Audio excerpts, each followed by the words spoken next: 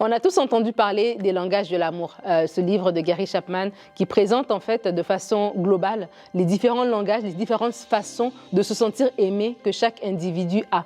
Et certaines personnes, on se sent aimé par des temps de qualité, d'autres personnes par des services rendus, d'autres par de l'affection, du toucher, d'autres personnes c'est peut-être par des paroles valorisantes, etc., etc. C'est un livre en tout cas qui est connu de tous. Si vous ne l'avez jamais lu, je vous encourage à le faire parce que c'est très intéressant.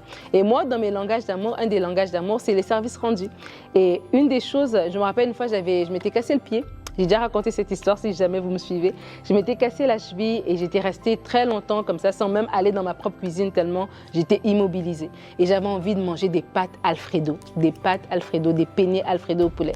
Et mon amie Linda est venue chez moi un vendredi soir après une longue semaine de travail. Elle a pris ses enfants dans sa voiture, elle a fait toute la route, elle a bravé les bouchons pour venir chez moi me faire tout simplement des pâtes. Elle est rentrée, elle a fait les pâtes, elle a terminé, elle m'a donné l'assiette et elle est partie.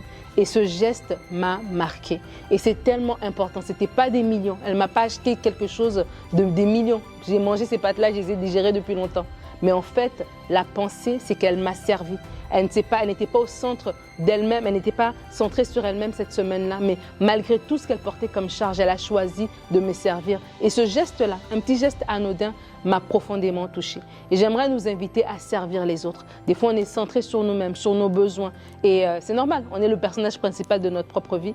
Mais les gens autour ne sont pas que des figurants. C'est aussi des êtres humains, c'est aussi des amis, c'est aussi des personnes de notre famille. C'est des gens que nous aimons. Et j'aimerais vous inviter à servir les autres. Servir les autres, c'est peut-être servir autour de vous dans votre environnement restreint, mais peut-être aussi servir un étranger. C'est peut-être aller dans un centre communautaire pour servir. C'est peut-être faire un geste comme ça d'amour, d'altruisme envers quelqu'un que vous ne connaissez pas. Mais quoi qu'il en soit, je crois que nous bénéficions nous-mêmes. Lorsque nous servons les gens bénéficient certainement, mais nous aussi, il y a quelque chose que nous bénéficions lorsque nous servons les gens. Et cette anecdote de Linda, je la raconte à chaque fois et à chaque fois, ça me fait quelque chose dans mon cœur parce que c'était vraiment beau ce qu'elle a fait.